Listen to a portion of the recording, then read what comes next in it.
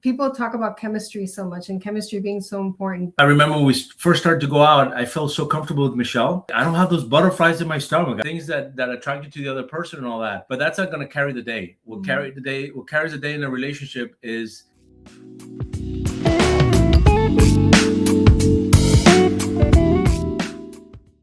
Hello, everyone, and welcome to this week's Love Chat with the Love Twins. I have a very special guest here with me today, my very handsome husband, Arnie. And we wanted to do something a little bit special because this week, in just 2 days, we're going to be celebrating our 15th wedding anniversary. Wow. And it's almost 20 years together. Almost 20 years together. Thank you for remembering, honey. It's been almost 20 years that we've been together. And the entire time that we've been together, we have dedicated our lives. Like empowering people to be their best. And especially in the area of love. You all know us here at Heart's Desire. Arnie and I also coach couples, and Arnie coaches men. He's even a coach for Heart's Desire. Some of you who are here today, he might be your coach. We wanted to come here in honor of our anniversary, but also in honor of the commitment that we have for making a difference in the world in this area of love. So today's conversation, I think it's such an important one, Arnie, because people talk about chemistry so much and chemistry being so important, but really chemistry is not going to be enough to carry a relationship long term. I remember when we first started to go out, I felt so comfortable with Michelle that I was like, I don't have those butterflies in my stomach. I don't feel like the thing. I was obviously very attracted to her and everything, but the weirdness that you get when you start going out with people, and I mistook that as something off. Chemistry is important, right? There are hormones, there are things that attract you to the other person and all that, but that's not going to carry the day. What carries the day in a relationship is empathy, is respect, is understanding, is knowing when to let things go. Because sometimes you can have a lot of chemistry with people, but there's a lot of people that have a lot of chemistry that are all constantly fighting. And they're unwilling to let things go or even see it, right? But we wanted to come and give you the real version of us, the true, unpolished, unperfect version of what our relationship is, the choices that we've made, the agreements that we have. The first myth is that people think that your relationship has to be like perfect, right? Like you never argue. Obviously, if you're arguing 90% of the time, there's something that's not working. But a lot of times people think, oh, we should think the same way. Mm-hmm. We should never argue. We should never have different points of view. That's a myth. You know, the most important part is, can you have different points of view and still be in a good relationship? Can you still respect one another and having divergent points of view? Let's say we get into an argument, right? We have arguments few and far between, but we're like any couple. We see things differently, and sometimes we argue, right? But the moment that Michelle comes to me after the argument and says something and turns to me, this part of the training that we've gotten from Gottman, right? When the person turns to you and comes and says something to you, don't turn away. To repair, like, hey, you want coffee? You know, that could be an easy way of saying, hey, you know what? I'm trying to get closer to you. Whatever happened, we can talk about it, right? I'm not going to turn around and say, well, I don't want any coffee from you. And we've seen so many couples that do that. It's like, oh, now you're going to offer me coffee? Well, I'm not going to get it from you. And then it just makes things worse. And these are the kinds of things that erode a relationship over time. So you have to be able to forgive. You have to be able to let things go. Be cognizant when the other person's turning toward you, then turn towards that person and then have the conversation. Yeah, absolutely. See what's needed. Don't put up your shields all the time and leave them on. And we see so many couples that do that. Mm-hmm. And sometimes they're not even noticing that they're doing it. It's detrimental. It's horrible. It really does. It breaks down the feeling safe in a relationship, which is something that so many women and men, we underestimate how important safety is for men. We're going to be asking each other some questions. I just put some questions together and we can go however we go with this. But what is one thing that you personally refuse to do, even in the middle of a conflict, that you feel contributes to us being able to make that repair quickly and get back in sync with one another?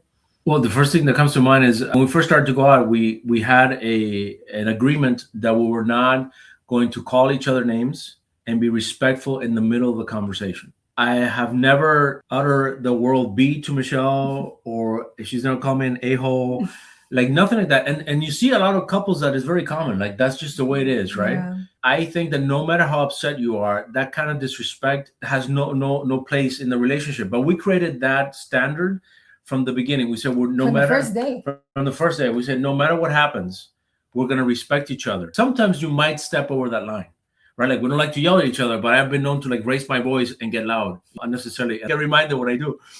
But the thing is that there's a line. And even when I cross the line, I understand that I'm crossing the line, and then I can always come back and apologize for it and take it back. Mm-hmm. If you don't have a line, then you don't know how far, where the boundary is. The boundary is, how much is too much. And then that creates a problem in the relationship. Yeah. So definitely not calling each other names and respecting one another. I think that's one of the basic things that I find that is essential. One thing for me is I refuse to hold a grudge. You were saying calling each other names. That's in my first marriage. That was very common. Both sides would call each other names and disrespect.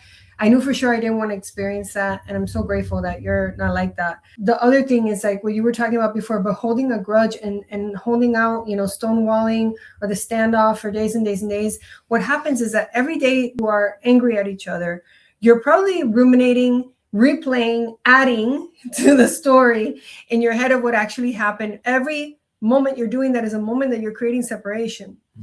And so then what happens is that in that separation, people start to feel unsafe, or they start to feel anxious, or they start to attachment styles start coming out. And then all you want to do is get back together. The other part of that is not holding grudges, but also talking things through, not making pretend something that happened didn't happen inside of that conversation, really focusing on, I can say what you said to me that hurt my feelings without saying you said this to me. Feelings got hurt when. And we teach this in our courses, in the Heart Desire courses, how to say that, because I don't want him to feel guilty about what he did. I just want him to know that I was hurt by that. And then he gets to do whatever he wants with that information. If you have a good guy, he's going to think about that. Same thing if you tell me that. So not holding a grudge and making sure that we move towards discussing the actual issue is really important. And people underestimate that, because what happens is when you don't, then you just start going business as usual. Metaphor of pushing something under the rug. Yeah. Well, eventually you keep pushing so many things under the rug, you're going to trip. We'll talk more about some of the skills because I think you touched on something really important. How do you stay connected in conflict? Because that is not an easy thing to do. A relationship is never stagnant. It's always you're moving closer together or drifting apart, right? And there's a rhythm to relationships that happens. It's a natural rhythm. Yeah. It doesn't always have to be like this. You're like this all the time, asphyxiating each other. But the important thing is that you want to be building always. And if there are any points where you start to take away, you start to diminish a bit of the relationship, then you want to be able to recognize that for what it is and then do something about it. Not just pretend it's not there. Because to be disrespectful to your partner and not say anything, and especially when they come to you and they say, look, you were disrespectful, and you're like trying, and then you diminish that, then all that's going to do is it's going to create that little pebble that you're talking about, put it on your rock or on your shoe or whatever. And then at some point, it's just going to be too much to bear. And then nobody ever gets married to get divorced. We've gone to many weddings, and we've never gone to a wedding where they say, hey, by the way, be here in 3 years because we're going to have a divorce party. But it's that kind of like lack of awareness, whether intentional or not, that you continue to just have the relationship be as whatever. And not be mindful about, am I building the relationship today? Did I did something to make the person feel better? Or if I did something that took away my love from them or eroded the relationship, then you have to be able to mend it. Because otherwise it does come tumbling down at some point. Absolutely. Here's something that I think is really important. I know it's important to you. So what's something that you do, Arnie, to actively keep the attraction alive in our relationship? I talk to you. I mean, I ask you a lot of questions. Obviously, we're in the same field, so that's good and bad because then we talk about it and stuff. And then we're very mindful to be responsible in terms of the confidentiality of clients and stuff like that. The most important thing is to be in communication, and that word gets thrown around a lot. Like, oh, communication. What does that mean? To be able to talk, to share, to ask questions, and then to be open about it. If I say something that matters, or Michelle says something that matters, then discuss it, talk to you about it, and get interested in what the other person is doing or not doing. Never getting to a point that I think that I know everything there is to know about you. I say this to Arnie all the time, like every week he'll say something like some Spanish saying that I've never heard in my life, and I've never heard him say it. And I love discovering that. If he sees something interesting that you want to share it with me and vice versa, that we're constantly giving each other space to grow and learn, but also very curious about what matters to the other person. And I think also something that keeps me very attracted to you is the kind of person that you are. This is why we say, take your time getting to know the person that you're dating, that you're going to be in a relationship with before you say yes to getting married, because forever is a long time. I think that it's really important that at the value level, people connect. We don't have every interest in mind. I think this is another myth, that you have to be compatible on every level, like everything the same. If you want to make me cry, take me to Home Depot. I literally get sick because of the fumes and everything else. I'm like, I don't want to go. The other day I went, but I stayed close to the doorway, take one for the team.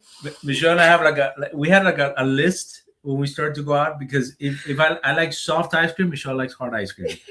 She likes romantic comedies. I like action movies. Like it was a kind of like that. It was so many opposite and we things. Still say that, right? Right? Yeah. And then, but at the core, when the core values are talked about, we have the same core values. Mm-hmm. We have the same worldview about making a difference for people, about understanding that the world is a connected world. It's not a me or you world. It's an us world. Yeah.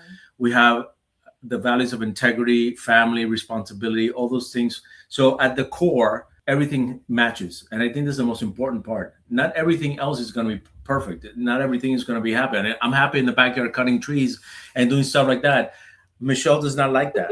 Would I love Michelle to be in the backyard when I'm out there cutting trees with me the entire time? Yeah, that would be awesome. But that's not going to happen. And that happens every so often, but not all the time. But the idea there is that, okay, it doesn't matter. What matters is the core values. And yeah, look, sometimes she goes out there with me, because she knows it's important. And I want to spend time with her. Just like sometimes I sit down and I do stuff with her. Also, part of being in a good relationship is to be able to, maybe it's not about sacrificing, it's about doing something, compromise, or doing something for somebody else. Yeah. Understand that that's something that they like. If they're interested in that. Out of curiosity, what's something that you compromise on that you don't like? I'm totally asking him this out of the blue. God, yeah, I can't. I think she's asked me to watch the Kardashians a couple times. I don't watch them anymore, but I used to. Or something like that, and I'm like, no. Like I've sat there and I'm like, okay, I've had enough. Like I'm not gonna do that, right? I think they'll be one of the ones. But you've taken a few for the team, and you've watched a few episodes. Sometimes you know what's going on, honey. I think that's it. I mean, it doesn't. The things that doesn't occur to me like a sacrifice, like doing so much, because it's just that's kind of what we do, Yeah, I would say for me, this is something that in the beginning of our relationship scared me. Like honestly, when we first started dating, because Arnie's family dynamic and my family dynamic are very different. Like Arnie's family is like, they used to have Sunday dinner, Monday dinner, like they were always together. My family dynamic is like, we get together, like I get together with my sisters now every Friday for lunch. I used to, when mom was alive, I used to take her to dinner every Friday. And the family, we don't get together, unfortunately, as often as I would like. And we're actually being intentional about changing that this year. But in the beginning, I was like, oh my God, there's so much involvement. Like seriously, I was very they're in each other's business. Like everybody knows what's going on. Everybody has an opinion about what's going on. Yes, everybody votes. Everybody votes on what somebody should and shouldn't be doing. And my family, really, the dynamic is like, you don't give your opinion unless somebody asks, even if you have one, and even if you really want to. So that was something very different. Foreign to me, unbelievably, incredibly foreign. So I think that for me, being able to sometimes not get triggered, even though sometimes I do get triggered by that dynamic, still after all these years, is being like, family is so important to you, being together is so important to you, going on vacations together is so important to you, and being able to, even though I really love our alone time, being able to expand that and that's where boundaries come in too, right? Because we had to create some boundaries around that so that he feels comfortable with what he's used to, and I also feel comfortable with what I'm used to. And part of that is also, it's the influence that you can have on one another for the better. So for example, one of the things I've gotten from Michelle is, my family dynamics, there were obviously things that worked and things that did not work out of just being in each other's like that in tight, right? So I learned from Michelle how to create boundaries and how to be able to maybe detach a little bit more without removing my love and affinity with my family. For Michelle, I think she's gotten closer. Like the idea about spending time with her mom after her mom passed away, then that got translated. After her mom passed away, yeah. Okay, with my sisters. Then she picked that up with her sisters, and her son comes to our house every Tuesday. As a matter of fact, we're having dinner with him today. The son that lives here with us in Miami. And so these are things that I think I influence you and say, hey, let's have more family time. Not the way that we did it, but certainly it's a way of, you're in the right relationship when you influence each other for the better. And you accept each other's influence. And I think that's a really good example of how that's translated reality in our lives, how we're better with our families and happier because of that kind of dynamics that we supported each other in building. when you're used to being independent and doing things on your own, I was raising 2 kids on my own. Accepting somebody else's influence can feel very foreign because you're so used to doing what you want, when you want, how you want, the best you can. And it still shows up sometimes. Admittedly enough, I'm going to be honest. It's like Arnie will give me advice. As a guy, telling a woman what to do, telling your wife what to do, and without asking questions. I can hear it through that filter of don't tell me what to do. And I can push away something that's really coming from the best of intentions and always to make a difference for me. So I wanted to share that because I know we have a lot of, very high achieving women here, very highly driven women. We're used to doing things on our own. And I'll tell you, it makes a huge difference mutually to be able to give and receive influence from your partner. And that's why it's important to be with somebody that you trust and respect and you like. I really like you. Yeah. I hope so. After 15 years, I hope so. Loving you, I like you as a person. Oh, that's a good point. Yeah. That distinction is a valid one because sometimes you can. I've seen people stay in relationships just because, I love the person, but I really can't stand them. I mean, that's hard, mm-hmm. And the good news is I just didn't get there. Things happen. There are incompletions. There are things that were not talked about, boundaries that were violated and never fully restored that got in the way of that world. So that can be restored. If there was love and affinity there at the beginning, then that can be restored. But that's a good point because there's people that they're married and they can't stand each other. I mean, that's pretty sad. And that's what we always say. It's not about the number. Like 15 years is huge, and I'm so happy we're going to be celebrating in a couple of days. But the bigger thing for me, we really want to be together, that every day we're striving to learn about each other, keep growing together. And so it's not about the number of years, it's the quality of the number of years that you're together. And for me, I don't know, it's gone by in I can't believe it's 15 years. It's gone by in a heartbeat. I don't know, maybe for you it took a little longer. And you should know, we look exactly the same. Oh, yes. We look exactly the same, not younger. No filters. The last thing I want to, this is an important question that I think it's really important for people to know in a relationship. How important do you think it is for two people and us, like us, to continue our personal growth as well as growth as a couple? Yeah, I think that's essential. I think it's essential because we're on this planet for our own purpose and growth and all that. And it's great when we can grow with each other and support each other and even, take that to the next level.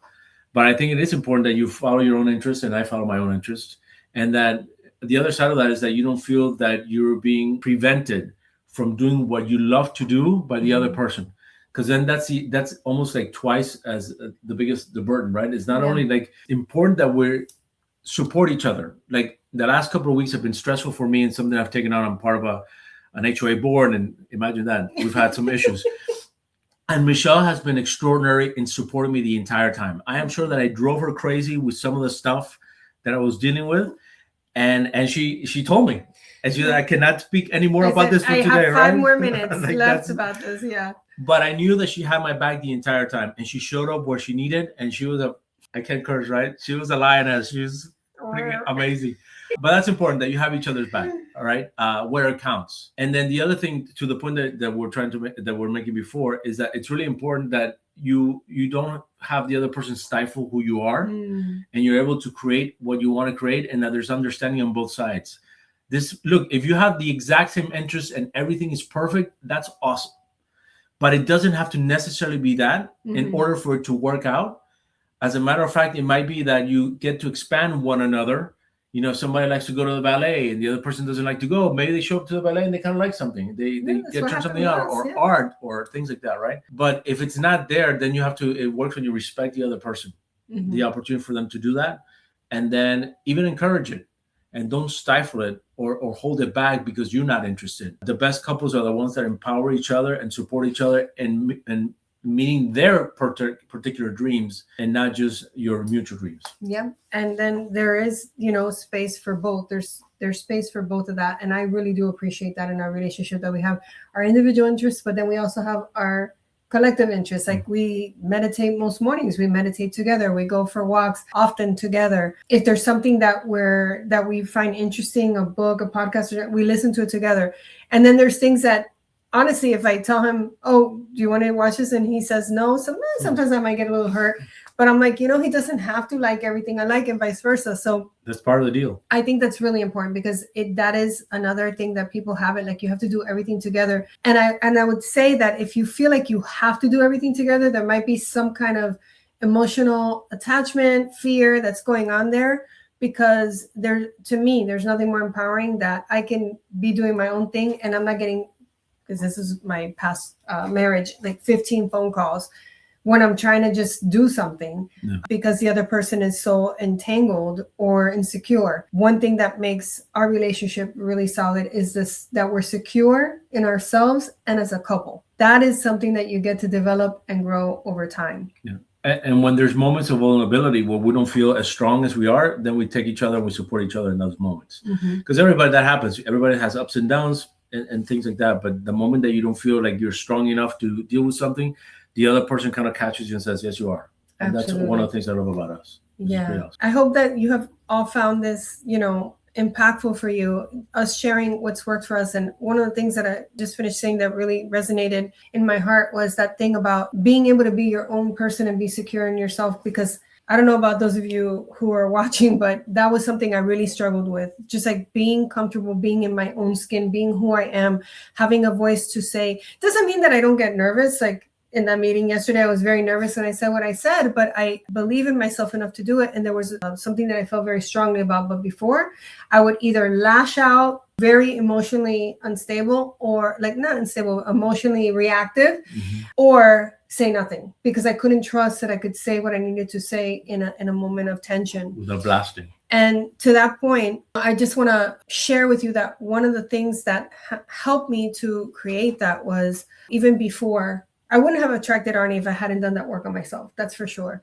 So I really want to invite all of you to something very special that we have going on next week. It starts on Tuesday, February 17th. It's going to go until Thursday, February 19th. And it's the Beautifully You 3-day live challenge. And we're going to support you in really becoming, even if you've done it before, transforming into the next version of your beautiful you, like the you that you are, the you that you want to be, and even let go of some of the things that are standing in the way right now, so that you can hold, and I really mean this, like hold the kind of love that you want, because you've got to be able to feel that you can handle it in order to receive it. And you can do that without chasing, and you can do that without, trying to perform or get attention for it or overgive or any of that, all those habits that get in the way. So this particular challenge is going to be about how to become emotionally available without abandoning yourself. That kind of balance that you and I were talking about. Also, how to create like an authentic connection with someone else first by being connected to yourself, completely and totally connected to yourself, with your flaws, with your amazingness, with all of that, and discovering what's in the way, what is in the way of all of you showing up. Because one of the things that I've been coaching people, particularly today, on is the importance of being open and available. We may say we want to be in a relationship, but you may not be aware of all the places where there may be some shutting off or shutting down that doesn't allow that openness and availability show up. And this was something I struggled with. Gladys used to tell me, take off the get the F away sign. When I used to go into play, I'm like, I have a get the F away sign. Apparently I did. And then also learning how to trust yourself more, which is where that sense of security comes from. So if love hasn't worked for you the way that you expected until now, and even if it has, but if it hasn't, this is where you can stop trying harder and stop trying to fix yourself and really start relating to yourself and to men in a different way. So if something in your body said, oh, I want this, then trust that. And join us at the Beautifully You Challenge. You can click on the link that's in the chat, beautifullyouchallenge.com. Spelled a very particular way, so make sure that you click on the link that's there. We want to thank you so much for being here with us. And if there's one thing that I want you all to take away from this is, and this is a quote that you created 19 years ago, that extraordinary relationships just don't happen. They are created. They are created. And they are created moment by moment. And that's how it is. Every moment, every day. And it doesn't have to be hard. It really doesn't feel hard. Sometimes you might feel a little stretched. Sometimes you might feel like Arnie said, you've got to look inside and say, what do I need to let go of to have, not like you're giving something up, but make space for. That's what I mean by hold. Like 35 years ago, I was listening to the radio, and Mark Roberts, he was a journalist, and his wife, Cokie Roberts from ABC. I remember. I think she's passed away since. I remember that he said, because they were asking him, how do you guys work together? Because they work together and all that. And he says, well, when I wake up in the morning, I don't ask, is this going to work out today? I ask, who do I need to be to have this work out today? Because and I thought, man, that stuck with me, because that is the essence of relationships. Sometimes we can't even stand ourselves, much less somebody else. So you can't get up in the morning and say, no, I don't want to be here, blah, blah, blah. You have to be like, okay. Or what do they need to do? Or what do they need to do? It's like, okay, we're going through a difficult period here. Okay, who do I need to be? What do I need to do? What do I need to let go of? Like, who do I need to talk to? Sometimes, like, do I have a friend that can pick up the phone and just talk to them and then get all that upset out, so then I can have some space to turn to my other person? Or better yet, a coach, right? But that's reality. That's why I love that quote, because it was so real, you know? And it's basically what we're talking about today. It's not, you got to create it every day, and that's part of that creation process. So if you want to be able to be who you get to be, to have the relationship and the love and the life that you desire, then join us at the Beautifully You Challenge. We can't wait to see you. Again, it starts on Tuesday, February 17th, and it goes through Thursday, February 19th. It's going to be it's going to be 3 amazing days. And if you've done this challenge before, we've changed it up. So we brought in some new content, and we brought in some new distinctions that are going to really support you in expanding into the next level. We are in the 2nd month of the year already, halfway through. I can't even believe it. And so we get to make this year your year for the most extraordinary love you've ever experienced. All right. Yeah. And I'll take it from a guy. There's nothing more attractive, and more alluring of a woman than a woman that's confident in her own skin. And she loves who she is. She knows who she is. And that just radiates beauty, essence, love. And just, it's a magnet for men, for the right man. I promise you that. Ooh, yay. Yay, yes. All right. So we'll see you at the Beautifully You Challenge. Thank you for being here today. Thanks for helping us celebrate our 15th wedding anniversary. And until our hearts meet again, always remember that you are loved. Goodbye for now.